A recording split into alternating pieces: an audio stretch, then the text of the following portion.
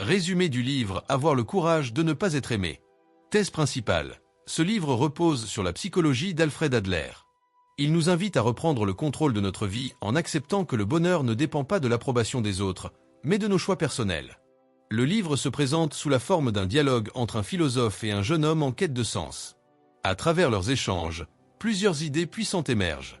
Les 5 idées clés. 1. Le passé ne détermine pas ton avenir.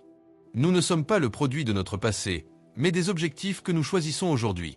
Personne n'est lié par son passé. Nous nous donnons à nous-mêmes les causes de nos souffrances. Application. Tu choisis d'être en colère, triste ou bloqué pour une raison. Le changement est possible à tout moment si tu modifies ton but. 2. Tous les problèmes sont des problèmes relationnels. La majorité de nos souffrances viennent de nos interactions avec les autres, comparaisons, rejet, jalousie. Si tu étais seul sur Terre, tu n'aurais aucun problème. Application. Comprendre cela permet de relativiser les conflits et de se libérer de la peur du jugement. 3. Se libérer de la quête de reconnaissance. Chercher à plaire ou à être validé te rend esclave des autres. Citation. Le courage de vivre, c'est avoir le courage de ne pas être aimé. Application. La liberté naît quand tu vis selon tes valeurs, pas celles des autres. 4. Séparer les tâches. Apprends à distinguer ce qui dépend de toi, tes actions, tes pensées de ce qui ne dépend pas de toi, la réaction des autres. Citation. Ce n'est pas à toi de décider si les autres t'aiment ou non. Application. Chacun doit s'occuper de sa tâche. Si tu t'en mêles, tu perds ton énergie. 5. Choisir le changement, c'est accepter l'inconfort. Le changement demande du courage car il implique de renoncer à certaines sécurités, même toxiques. Citation. Les gens préfèrent souvent rester malheureux plutôt que d'affronter l'inconnu. Application. La croissance personnelle passe par l'action, pas par la plainte. Exercice pratique de notre chaîne YouTube L'Art de réussir. Voici 5 exercices puissants à proposer à nos abonnés après la présentation du résumé. Exercice 1. La tâche de qui? Et note 3 situations qui t'ont stressé cette semaine. Et pour chacune, demande-toi, est-ce que cela dépend de moi? Ou est-ce la tâche de quelqu'un d'autre?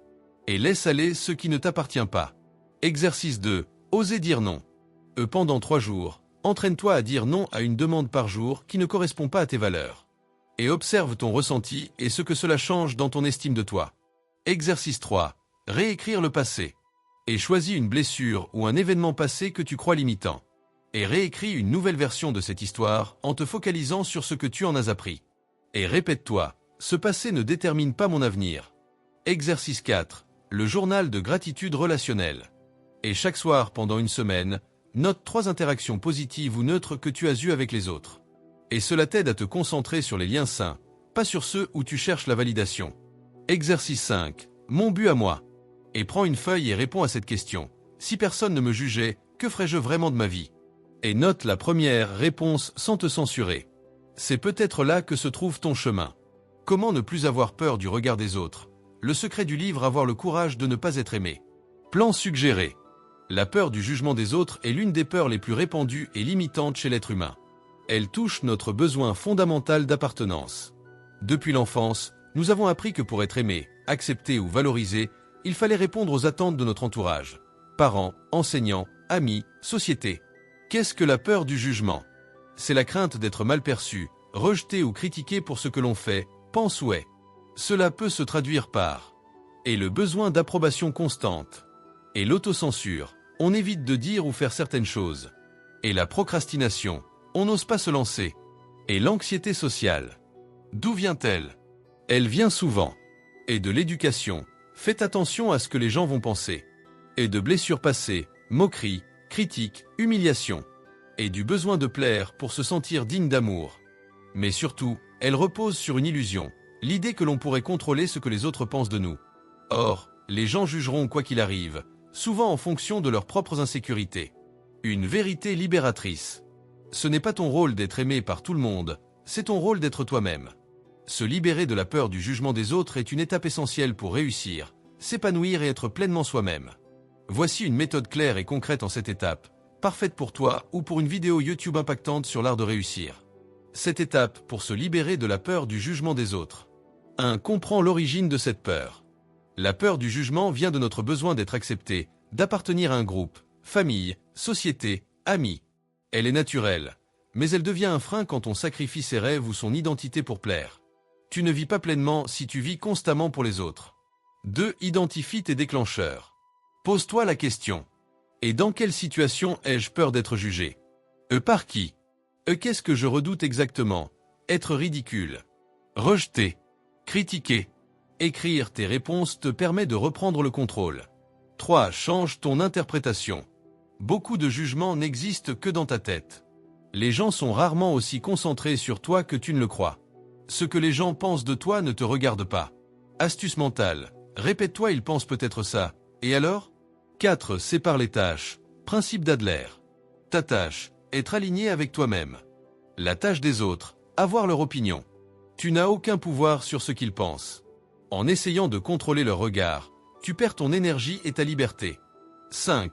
Expose-toi au regard des autres petit à petit. La liberté s'entraîne. Et commence par faire une action qui te mette un peu mal à l'aise.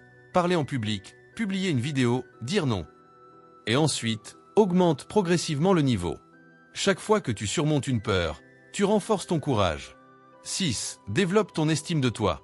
Quand tu sais qui tu es, ce que tu vaux, ce que tu veux, tu as moins besoin de l'approbation des autres. Travail à faire. Fixe-toi des objectifs à toi. Et célèbre tes victoires, même petites. Et entoure-toi de gens qui t'acceptent tel que tu es. 7. Accepte de ne pas être aimé par tout le monde.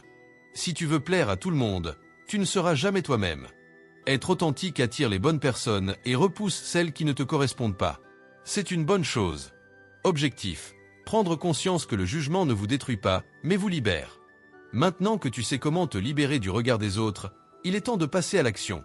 Choisis une chose que tu n'osais pas faire par peur du jugement, et fais-la aujourd'hui. Pas demain.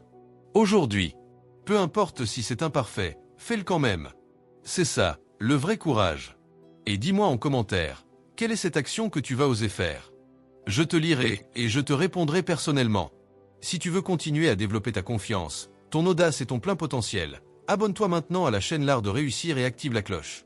Chaque semaine, tu reçois des clés concrètes pour devenir la meilleure version de toi-même.